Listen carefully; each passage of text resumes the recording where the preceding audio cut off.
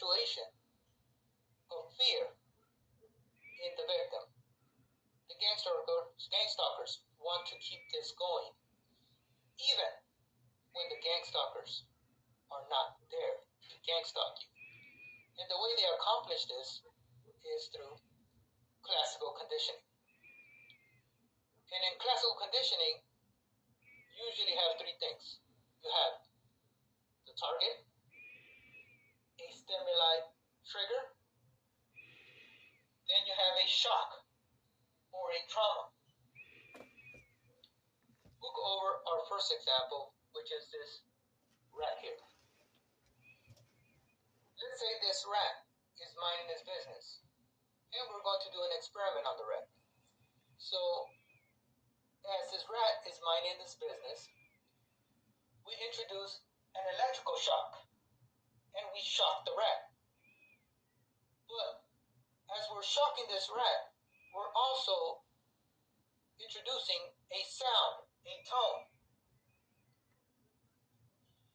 Then what we do is we repeat it constantly for several days or even weeks. That's why you see red cars all the time, or white cars, or whatever they're trying to sensitize you with. with. The electrical shock on the rat.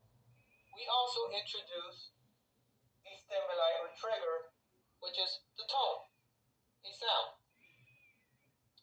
What begins to happen is that every time you shock this rat electrically, it freezes in fear. After several repetitions of this, the experimenter now eliminates the electrical shock.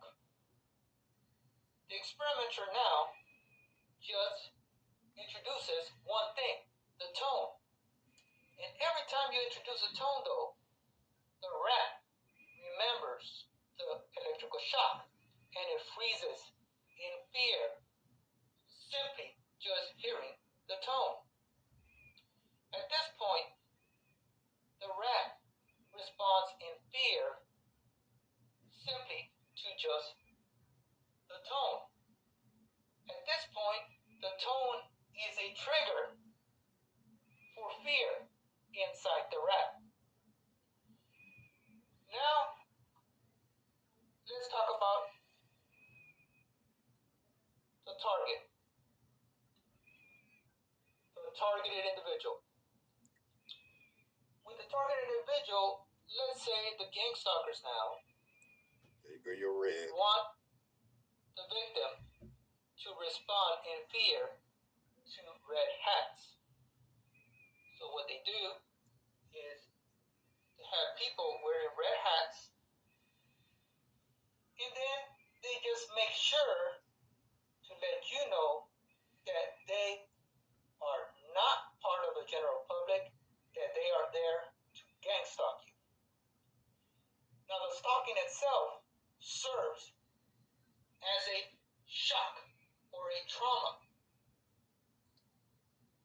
And then what they do is they repeat this combination of over shock and over trauma and over again, where they're stalking you and they're using a red hat, and they repeat it for several days, sometimes even weeks, months, years.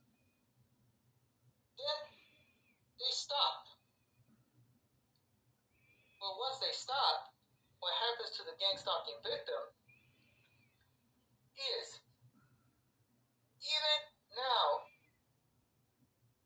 if they see a red hat in the general public by chance, it will trigger a fear response in the victim